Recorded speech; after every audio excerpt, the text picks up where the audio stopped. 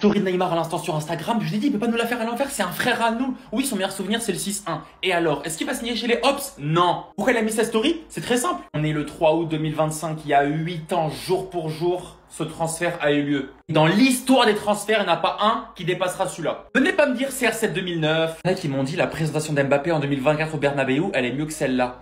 Uno, dos, tres, à la Madrid, ça dépasse ça. Mais foutez de la gueule de qui? C'est le 3 août, hein. Et pourtant, tous ces jours-là sont encore au PSG. Kolo Muani, Mukele, Renato Sanchez, Asensio, Ousni, Carlos Mister, Soler, Scolaire, le pire joueur de l'effectif du PSG. Ils sont là. Pourquoi ils sont là? Kolo Muani, la Juve ne veut pas négocier. Pour Mukele, on n'en sait rien. Renato Sanchez, il a aucune offre sur la table. Pour le reste, qui s'intéresse? Quel club au monde s'intéresse à Carlos Soler? Aucun club de première ligne de la Liga ne sont intéressés par ce joueur médiocre. Les gars, on a un autre frère aussi, David Luiz en story. Chez moi, Paris est magique, il a pris une photo, une vidéo sur les Champs-Élysées. Les Brésiliens sont plus parisiens que Adriana et Timothy Weah et un joueur qui a été formé chez nous et qui va dans le sud. C'est pas la première fois qu'on voit ça. Il a eu que ça comme offre. Il a eu que ça comme offre, donc il a accepté. Contrairement à Rabiot l'année dernière, où il y avait l'Inter et l'AC Milan sur lui. Il y a 8 ans, jour pour jour, Neymar signé au Paris Saint-Germain. Mais les gars, faut se remettre dans le contexte. On venait de se manger une remontada. Depuis que je suis le foot, j'ai jamais ressenti ce que j'ai ressenti ce soir-là. Les supporters étaient tristes, les joueurs étaient en dépression.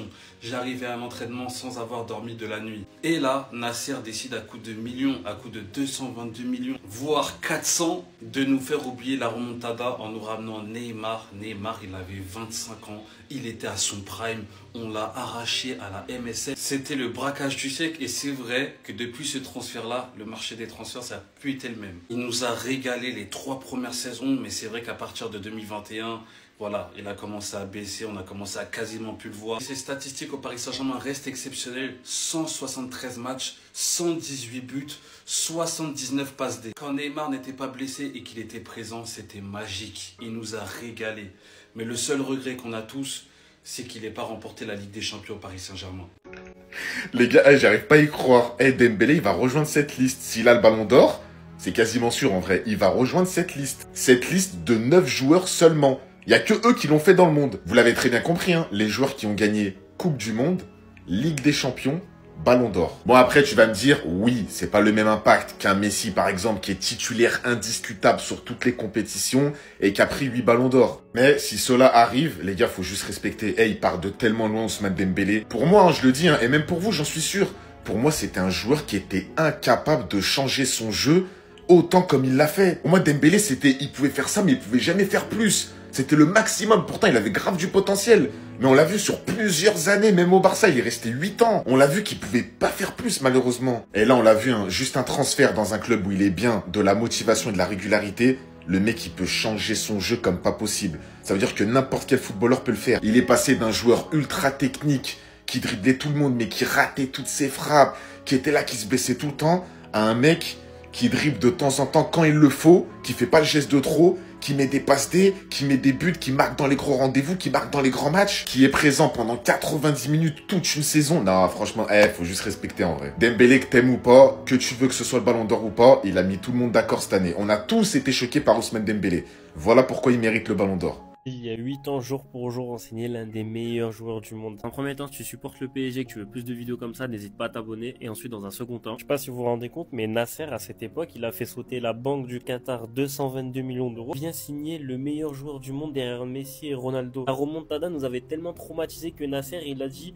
ça y est, je veux le meilleur joueur du monde après les deux autres. J'ai jamais vu un joueur autant fracasser la Ligue. Je vais juste vous montrer ses stats. 173 matchs, 118 buts, 79 passes D. Et dites-vous qu'en plus, il a été grave pris par les blessures. Honnêtement, Neymar au PSG, le joueur qui nous a ramené à notre première finale de Ligue des Champions, le joueur qui nous a montré ce que c'est, un vrai talent brut, un joueur qui avait le niveau d'avoir 3-4 ballons d'or. Alors pour les supporters de Doué, j'ai une question simple. Est-ce que pour vous, Doué est plus fort que Neymar? Vous allez comprendre pourquoi je dis ça. Aujourd'hui, vous avez des supporters parisiens qui sont convaincus que Doué est plus fort que Neymar. Parce que la propagande Doué, il y en a de plus en plus. Et j'ai l'impression que dans leur tête, Doué, c'est incroyable. C'est du jamais vu. Je suis pas là pour cracher sur Doué, sur son talent. Je tiens à le préciser. Mais il s'agirait de doser. Doué est parisien, Doué est dans notre club. Ok. Mais comment ça, tu le compares à Neymar? Je veux bien comprendre et admettre que Neymar il y a de la rancœur, voilà, il y a de la déception et tout, ok. Mais Neymar met une tempête à Doué. Je suis désolé de le dire, c'est la vérité. Je sais pas si vous vous rendez compte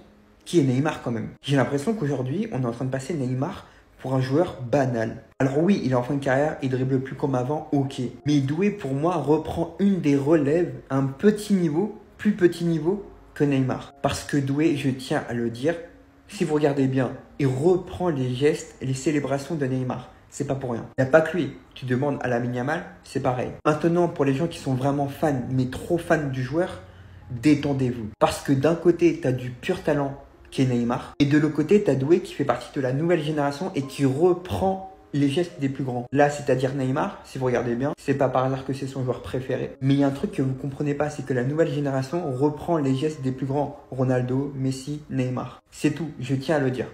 Quelle place auront les Titi parisiens au sein de l'effectif de Luis Enrique la saison prochaine?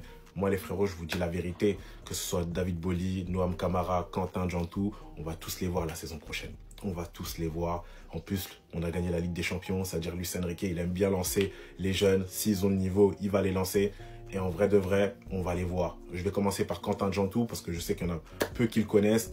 Et les gars, c'est un petit 2007 qui a été formé en tant que milieu de terrain, mais qui est polyvalent. Il peut jouer milieu de terrain, ailier, il a joué neuf aussi, qualité athlétique, technique.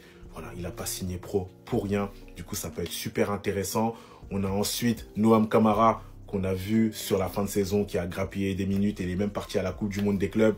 Du coup, voilà, ça va être un petit qu'on va voir la saison prochaine aussi au sein de l'effectif du Paris Saint-Germain. Et on a David Boly, on a fait énormément de postes sur lui. 2009, voilà, latéral droit. Voilà, ils le disent même, hein, il a toutes les aptitudes du très haut niveau. Les gars, lui, c'est sûr qu'on va le voir petit à petit. Petit à petit, on va le voir. On sait qu'on n'a pas de backup d'Hakimi. On sait qu'on a João Neves et Zaïre Emery qui peut, voilà, prétendre à prendre la place d'Hakimi. Et on a aussi le petit qu'on va intégrer. Voilà. Tranquillement, Luis Enrique, il va faire le travail qu'il faut avec ces jeunes-là. Et comme je vous ai dit, on va les voir l'année prochaine. C'est sûr et certain. Et on va vous montrer que ce centre de formation, il y a Zaïre Emery déjà qui est sorti, Seny Mayoulou. On va avoir d'autres joueurs qui vont venir, qui vont grappiller des minutes et qui vont faire peut-être la surprise. On ne sait jamais. En tout cas, dites-moi ce que vous en pensez. Est-ce que vous voulez voir plus de Titi la saison prochaine au sein de l'effectif? Moi, en tout cas, je sais qu'on va les voir impérativement. Deux choses à vous dire. La première, n'hésitez pas à vous abonner. On parle du foot, du PSG dans le Bueno. La deuxième chose, les gars, on va se faire taper par Tottenham. Je préfère vous le dire, les gars. Je préfère vous annoncer. Ben non, je rigole. Rigole, les gars. Je vois sur les réseaux, ça parle de ça. Tottenham, 6 matchs de préparation. Nous, le PSG, on a 0 match de préparation. Calmez-vous, les gars. Pendant qu'ils sont en vacances, les mecs, ils bossent. Nuno Mendes, ici, là, avec Cancelo, pendant les vacances. Ou encore Gonzalo Ramos, ici, sur cette image. Le but, en fait, de ces entraînements intensifs, cardio, gainage, de pouvoir être affûté pour l'entraînement collectif du 6. Toute la semaine d'entraînement, le Paris Saint-Germain va s'entraîner et augmenter l'intensité. Le 13 août, normalement, si tout se passe bien, l'équipe aura atteint un pic de forme. Temporaire certes, mais ils seront prêts normalement contre Tottenham, les gars. Y a pas de problème. Là, faut être lucide parce que la surcharge, ça entraîne beaucoup de choses. Par exemple, il se peut que contre Tottenham, en deuxième mi-temps, l'équipe a fini sur les rotules. Un truc qu'on peut pas enlever à Tottenham, les gars, c'est la réalité du terrain. Ils ont joué 6 matchs ensemble, ils ont une cohésion. On connaît le taf de Luis Enrique et son staff au niveau de la gestion de l'effectif. Personnellement, j'ai pas peur, j'ai rien à craindre. Battre Tottenham, ça peut être compliqué, mais c'est loin d'être un miracle si on gagne, les gars. C'est loin d'être une mission impossible, loin de là, les frères. Je pense que ça, c'est l'exploit le plus sous-coté du Paris Saint-Germain. Il y a 51 ans jour pour jour, le club de la capitale retrouvait la première division et depuis cette victoire, on n'a jamais été relégué. Ce qui fait que le PSG est depuis un certain temps maintenant le doyen de la Ligue 1. Et cet exploit est encore plus fou parce que tous les autres clubs historiques français ont connu la relégation. L'OM par exemple a été relégué en 94 et est resté 2 saisons en Ligue 2. Mais bon, c'est une relégation après l'affaire de 1993, donc sportivement, l'OM a vraiment été relégué en 1980. Bordeaux et Saint-Etienne ne sont malheureusement plus en Ligue 1, donc ils sont plus dans le débat, mais ont aussi connu des relégations dans le passé. L'Olympique Lyonnais a déjà connu une relégation et pas mal d'années en Ligue 2 avant de devenir un grand club français. Ils étaient tout simplement en Ligue 2 entre 1984 et 1989. Pareil pour le RC Lens, un énorme club français, mais malheureusement toute la décennie 2010, ils étaient en Ligue 2. Et comme dernier exemple, je peux aussi prendre Lille qui a connu une relégation en 1997 et qui n'a retrouvé la Ligue 1 qu'en 2000. Bref, que vous le vouliez ou non, c'est un exploit de ne pas avoir connu la relégation depuis plus de 50 ans maintenant. Et pourtant on a failli connaître ça en 2008, mais heureusement on a réussi à sauver. Bref, évidemment que depuis 2011, le PSG n'allait pas être relégué, mais dans toute son histoire, on a déjà vu plein de clubs historiques être relégués, Lyon, Saint-Etienne, Bordeaux, et ça aurait pu très bien arriver au PSG, donc c'est un exploit tout simplement.